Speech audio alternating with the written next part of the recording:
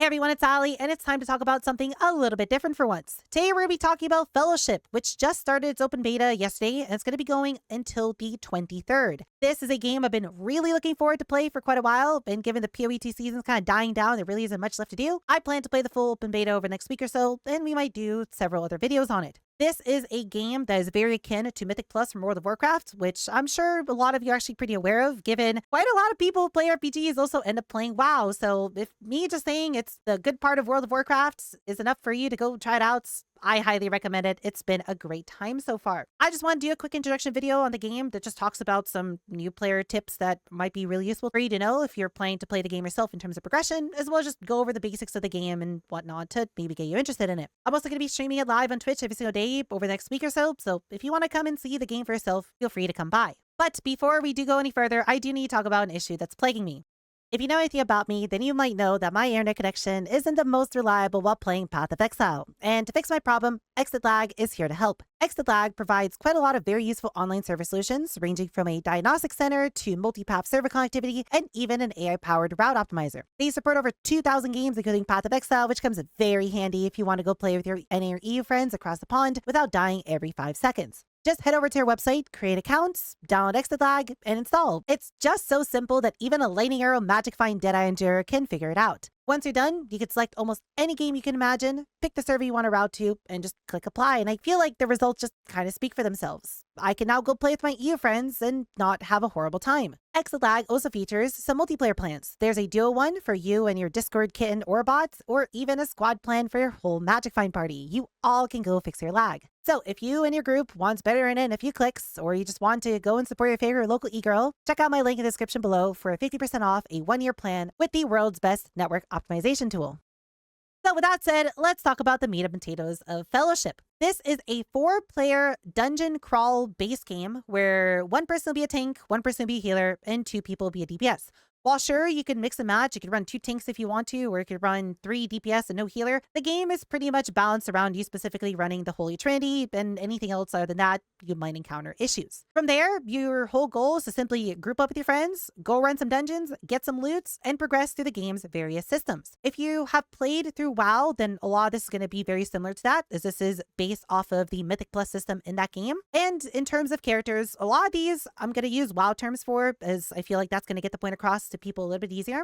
We have 2 tanks, 3 DPS, and 2 healers available for launch. For tanks, we have Helena, which is more of a stop as much damage as you can kind of tank with a big shield where you're blocking and doing all that. And if you're looking to tank, I'd highly recommend to pick this up, as the other tank, Miko, is significantly harder to play, where it's a combo-based class. You have to remember 6 separate skills off the bat, kind of, to be able to play it properly. And while it does have a lot of self-healing, I would say it's more of a selfless tank, where this doesn't really have that much group utility in comparison to Helena, which, well, has some very ridiculous buttons that she can press. For damage dealers, we have 2 casters. We have Rhyme, which is a frost mage that is very similar to a destruction warlock from World of Warcraft. And we have Adreos, which is a fire mage, which is, well, just a fire mage. You do a lot of fire, you're kind of a mid-range caster, and you have quite a lot of damage over time. Lastly, we have Mara, which is a rogue. I don't think I really need to say anything else. You stab things, you put damage over time effects on people, you jump around, you can stealth. She's a pretty fun class, and I've heard quite a lot of good things about her. Finally, for healers, there's Sylvie. She is a heal over time base character. She has no real way of instantaneously healing someone to full, so it's all based on healing over time. But you also get little vine minions that help you and do damage for you and heal people, and she's by far the most popular healer because I guess she's just cute and people like that. But we also have Vigor, which is a builder spender healer akin to a Holy Pally, where you have a few positional base skills and frontals and whatnot, but it basically is just do big heal all at once, instantly fill up someone's bar. For the content itself, it's going to be split up into 4 different difficulties. We have Contender, Adept, Champion, and Paragon, which all require you to basically beat the previous difficulty before you can move on, which is all going to start offering you better gear as you push forward, and as you push through different difficulties, you unlock more and more of the game's progression systems. First off, the game is going to start you off pretty easy. If you click in the top right on the Rewards tab, you'll see basically the whole meta progression of the game, and realistically, what you'd want to do is start off by doing some quick play to do all of your adventures, to unlock various skills for your class, talent points, and talent rows to be able to get your build put together. Every single character has their own separate talents available to them, and as you push through the talent rows on the star map, you'll eventually unlock the whole thing. And one neat thing about this is you can pick up as many points as you want to from each individual row, assuming you have enough points. So for example, I've guarded veteran and reinforced steel because I decided to put a point to each of them. This allows you to make quite a few really interesting talent builds where, for example, for me, I can play something based off of shield throw where I take best defense to make them do more damage, and razor shrapnel, which makes them explode. Or I can play around shockwave, which is a really big AoE where I take aftershock to make everything else do more damage and greater shockwave to make it do more damage. Or I can play around my single target damage through shield slam, or I can pick up a bunch of group utility through things such as martial control. The point is that each different class has about 3 or 4 different talent setups that you could choose from based off of what you want, what you need for your party. Do you need to be the single target DPS, or do you need to have more clear because your group doesn't have that much AoE damage? You need to be tankier. It's all up to you, and it's very fluid. It's really easy to swap it around as much as you want to, and it only takes maybe 2 or 3 hours at most to fully unlock all of your talent points, so you're off to races pretty early on. From there, what I want to quickly talk about is going to be some tips I recommend in terms of how to go about progressing. And what I recommend for you to do to get your foot in the door and start understanding your class as you get more skills and whatnot is to first start off with quick play. This is just going to put you into a random dungeon with random people, and you're going to get some pretty major buffs. You get 20% in every stat. And as a tank, you become very, very tanky. You just get 20% block for free. So the point is that these dungeons are basically unentable. You'll have a super easy time with it, and you're guaranteed to make progress in terms of gear with every single dungeon that you do. You're going to get these quartermaster tokens and cash keys, which if you come from spawn, just turn around and come over here to this hut. You can use it to buy yourself some gear. At the equipment vendor, you can get yourself a bunch of item level 30 white gear, which are just going to have set stats on them every single time. And later on, as you might want to play other characters, this is going to act as a catch-up mechanism, because once you do go and complete all the contender dungeons and move on to Adept, you'll technically be in League 1, which is a account-wide unlock, meaning on any other character. For example, if I just want to go and start playing Mako, for example, I can go and queue up for some quick play, get a bunch of quartermaster tokens, and given my account progress to League 1, I can skip all this white gear and just immediately move on to item level 75 gear, which lets me jump to exactly where I was. There's also a League 2, so you can jump basically all the way to champion immediately with any future characters. And then from there, you simply just have to progress through champion to Paragon, which is the true end game of the game.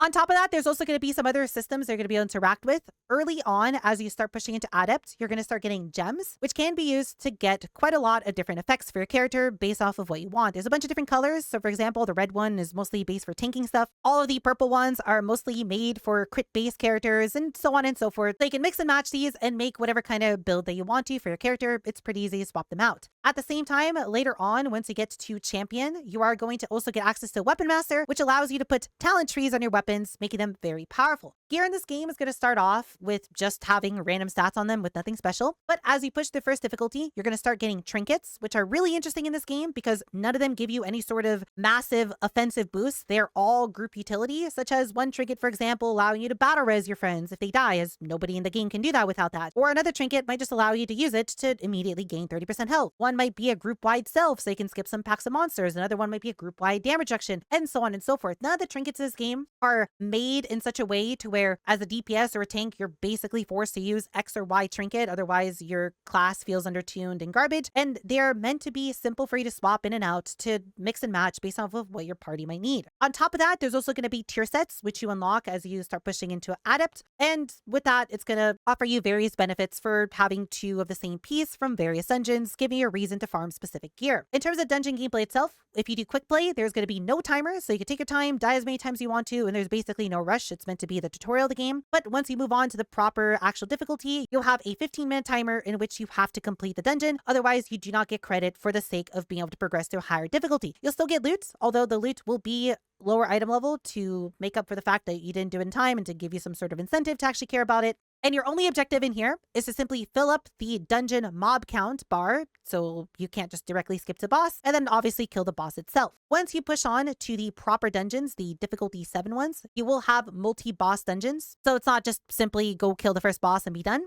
And all the monsters in here are tuned around the amount of abilities that your character has. You're not going to experience 13 different casters that all do 7 different deadly abilities that if they're not properly stopped, you're just going to immediately get one-shot and wipe. You're instead going to experience maybe 1 or 2 enemies that have some sort of cast or some sort of deadly ability that you have to properly deal with. Otherwise, you're just going to wipe or be in serious danger. You can pull quite a bit, and my group has done some half dungeon pulls at times, and that is really fun to do in a coordinated group. But you can also take your time as the timers are not that tight. For the bosses themselves, I think they're really well designed. They all have around 4 to 5 abilities, and as you push the higher difficulties, they gain more abilities, which is really fun as it lets you build up your knowledge of a dungeon and then add onto that as you push the higher difficulties. And they all feel very challenging and very rewarding to complete, especially if you're slightly under geared, because in this game, item levels means everything. And if you end up doing a dungeon slightly under geared, you will very quickly notice just how much difficult it is. And honestly, it does feel kind of good being able to beat it. Me and my group are pretty experienced at playing WoW and playing games like this. So I would say we've definitely had an easier time in comparison to other people. But there have been some moments where even my group of friends has felt really good about some of the dungeons that we've managed to do super under geared. Overall, it's a really fun game. And I've had a blast playing over the past few days. And again, the game is free on